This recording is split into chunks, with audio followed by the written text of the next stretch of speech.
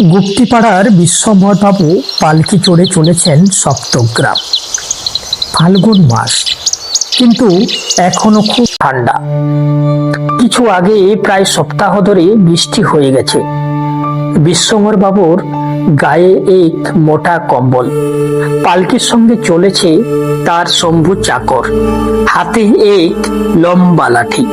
পালকির ছাদে ওষুধের বাক্স দড়ি দিয়ে বাঁধা। শম্ভুর গায়ে অদ্ভুত জোর। একবার কুম্ভীরার জঙ্গলে তাকে ভল্লুকে ধরেছিল। সঙ্গে বন্দুক ছিল না, কেবল লাঠি নিয়ে ভল্লুকের সঙ্গে আর যুদ্ধ হলো। শম্ভুর হাতের লাঠি খেয়ে ভল্লুকের মেরুদণ্ড গেল ভেঙে, আর তার উত্থান শক্তি রইল না। আর একবার শম্ভু বিশ্বম্ভর বাবুর সঙ্গে গিয়েছিল স্বর্ণগঞ্জে। সেখানে পদ্মা নদীর চরে রান্না চড়াতে হবে। তখন গ্রীষ্মকালের মধ্যাহ্ন। পদ্মার ধারে ছোট ছোট ঝাউ গাছের জঙ্গল। উনান ধরানো চাই। দা দিয়ে শম্ভু ঝাউ ডাল কেটে আঠি বাঁধল। অসহ্য রৌদ্র, বড় তৃষ্ণা পেয়েছিল। নদীতে শম্ভু গেল জল খেতে। এখন এমন সময় দেখলে একটা বাছুরকে ধরেছে কুমিরে।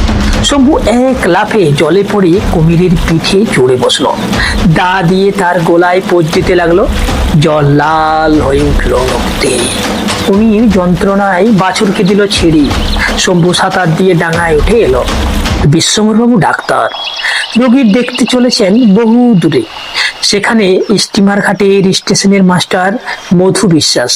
তার ছোট ছেলের অম্লশূল বড় কষ্ট পাচ্ছে। বিষ্ণুপুরের পশ্চিম ধারের মাঠ প্রকাণ্ড।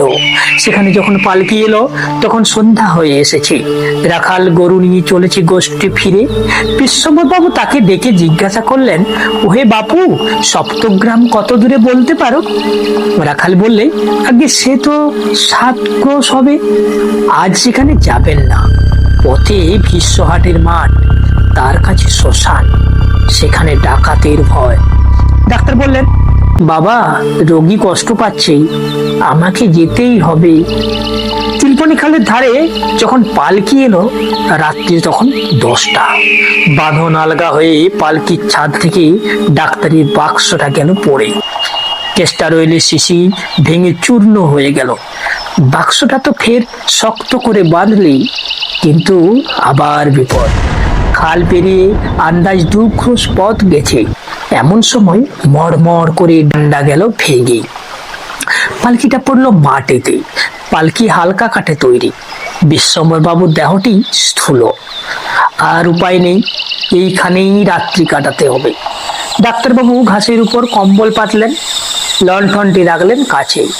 শম্ভুকে নিয়ে গল্প করতে লাগলেন। এমন সময় বেহারাদের সর্দার বুদ্ধু এসে বললে, ওই যে কারা আসছে, ওরা ডাকাত, সন্দেহ নেই।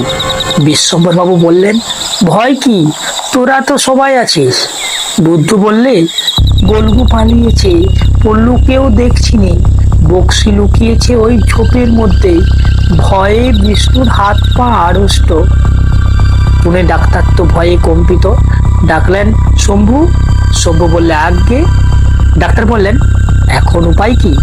শম্ভু বললে, ভয় নেই, আমি আছি। ডাক্তার বললেন, ওরা যে 5 জন। শম্ভু বললে, আমি যে শম্ভু। এই বলে উঠে দাঁড়িয়ে এক লম্ফ দিলে। গর্জন করে বললে, খবরদার। ডাকাতেরা অট্টহাস্য করে এগিয়ে আসতে লাগলো।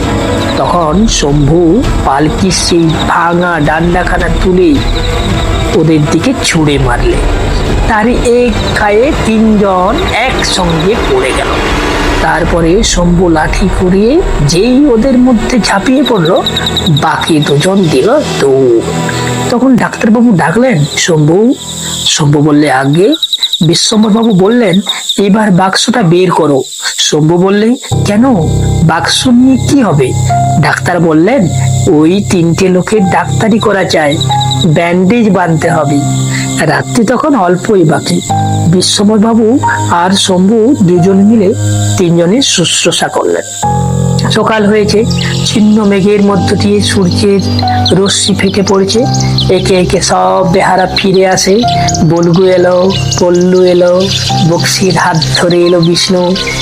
তখনও তার হৃৎপিণ্ড কম্পমান।